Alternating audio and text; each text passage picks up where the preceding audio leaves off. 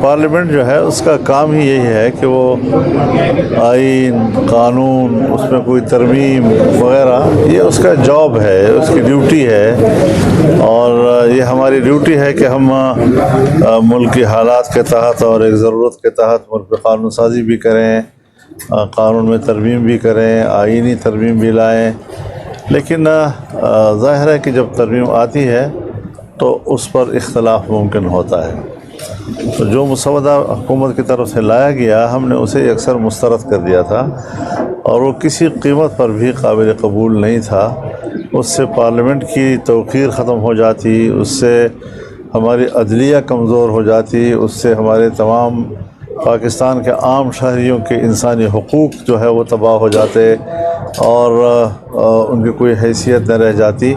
تو ظاہر ہے کہ ہم اسمبلی میں اس لیے تو نہیں ہے کہ ہم عوام کے خلاف کوئی ترمیم پاس کریں، بلکہ عوام کے مفاد میں ہم نے سب کچھ کرنا ہے، ملکی مفاد میں ہم نے سب کچھ کرنا ہے، تاکہ یہاں پر ایک پرامن معاشرہ تشکیل دیا جا سکے، اور جو چیزیں وقت کی ضرورت ہوتی ہیں ہم ان ضرورتوں کو ترجیح دیں۔ یہ نہیں کہ ہم کسی ادارے یا کسی محکمے کو طاقتور بنانے کے لیے قانون بنائیں، اور غیر ضروری طور پر ان کو اختیارات دینے کے لیے ہم کوئی قانون بنائیں، بلکہ تمام اداروں کے درمیان توازن پیدا کرنا اور ملک کے اندر ایک متوازن سیاسی ماحول پیدا کرنا، یہ ہمارا ایک مقصود ہوتا ہے، یہ ہماری ڈیوٹی ہوتی ہے، یہ ہماری ذمہ داری ہوتی ہے۔ اب الحمدللہ ایک لمبی چوڑی گفتگو اور مذاکرات کے نتیجے میں جو مسودات اس وقت شیئر کیے گئے ہیں مسلم لیگ نون کی طرف سے بھی، پاکستان پیپلز پارٹی کی طرف سے بھی، جمعیت علماء اسلام کی طرف سے بھی، تو اس میں کافی اب ہم آہنگی تقریباً پیدا ہو چکی ہے، اور جو چیزیں ہم نے مسترد کی وہ واپس ہو چکی ہیں، اور جو چیزیں ہم نے مطالبہ کی تھی وہ قبول ہو جائیں گے انشاءاللہ۔ تو پھر بھی کل 15 ہے انشاءاللہ، میں کراچی میں کل بلاول بھٹو صاحب سے ملوں گا، اور پھر یہاں سے میں سیدھا لاہور جاؤں گا،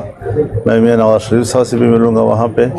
پھر میں اسلام آباد جاؤں گا تو وہاں پر پی ٹی آئی کے ساتھ ان کی قیادت جو موجود ہے ان سے بات کروں گا، اور اس طریقے سے ایک اتفاق رائے پیدا کرنے کی ایک کوشش ہے، تاکہ ملک میں کوئی ایک آئین کی ترمیم کی وجہ سے کوئی ہنگامہ آرائی نہ ہو، کوئی اختلافات نہ ہوں۔ اور اس سے پہلے 18ویں ترمیم آپ کو یاد ہوگا، 18ویں ترمیم میں بھی کوئی ہمیں 9 مہینے لگ گئے تھے۔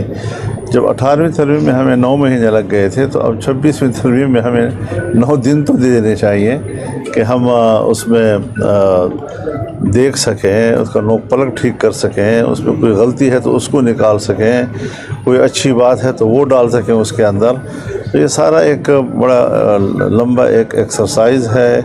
اس کے ہمیں ماضی میں بھی کافی تجربات ہیں۔ بعض دفعہ ہمیں کچھ چیزیں طے کرنے کے لیے، خارجہ پالیسی کے اصول طے کرنے کے لیے